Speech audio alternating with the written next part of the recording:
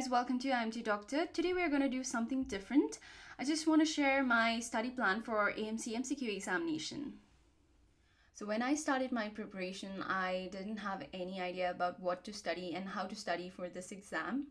Unfortunately, I didn't have any friends or seniors who could guide me through this. So initially I did a lot of researching, but it took a lot of time for me to find the right resources. And even after getting all those resources, I didn't know how to start and I was kind of lost. And that's why I am making this video so that I can help people who are facing similar problems right now. So how long should you prepare for this exam? I studied for around 4 months. Ideally, I think an intensive preparation of 3 to 4 months should be enough. But again, everyone has their own pace and it also depends on your personal or work commitments. So one small thing here is that I think you should pick a date that is suitable for you and book the exam. This is because then you have the deadline to meet, right? And these deadlines, as much as we hate them, they do seem to make sure things get done. Or else you can go into an endless procrastination loop. And it's something that has worked for me and hopefully benefits you as well.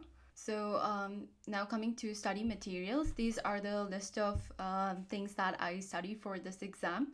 So these are AMC Handbook of Multiple Choice Questions, John Murtagh's General Practice, recalls. I also took an Emidex subscription and also went through a few online guidelines.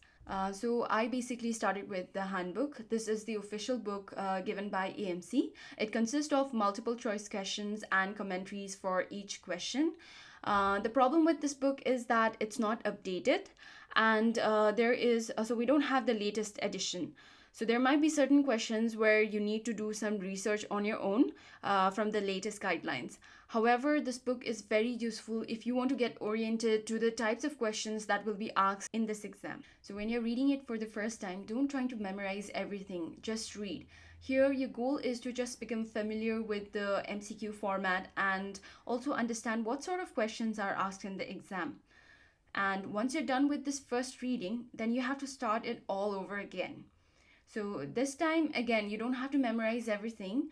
The goal is to understand the rationale for selecting an option and also try to understand why you're eliminating other options. So you need to study all the topics that are mentioned in handbook. And what I did was that I used to read 10 to 15 MCQs from handbook and I would make a list of topics. And later I'd read these topics from other books like John Murtagh and other Australian guidelines. And I also did selected topics from Anthology of Medical Conditions. So once you're done with the handbook, now you can do the recalls. Now for recalls, there are a few Facebook pages where you can find the recall files. But again, most of these recalls are incomplete and sometimes can even be misleading. So you cannot fully rely on them. Hence, the goal here should be to make yourself familiar with the questions and the topics that have been recently asked. And always try to read these topics from different guidelines and books instead of just memorizing the answer. I completed around 6 months of recalls and solved them with my study partners. I found them through a Facebook page and they were just amazing. I also subscribed to Emidex for 3 months. It was a very helpful question bank. And there are also many online courses and bridging courses for AMC MCQ examination. But again, they are very expensive. However, joining a course will definitely give you a boost. So I think it's just a personal choice and it's not mandatory at all.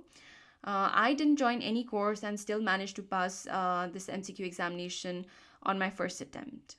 And my study partners passed this exam even without taking any subscriptions. So what I believe is that everyone has their own style of approaching this exam. So you need to identify what resources work best for you and stick to it. This exam is definitely not easy, but if you put hard work in right direction, it's definitely doable. So this is how I studied for my exam. I hope it was useful. And best of luck if you are preparing for this exam. If you have any queries, please comment below. Thank you so much for watching.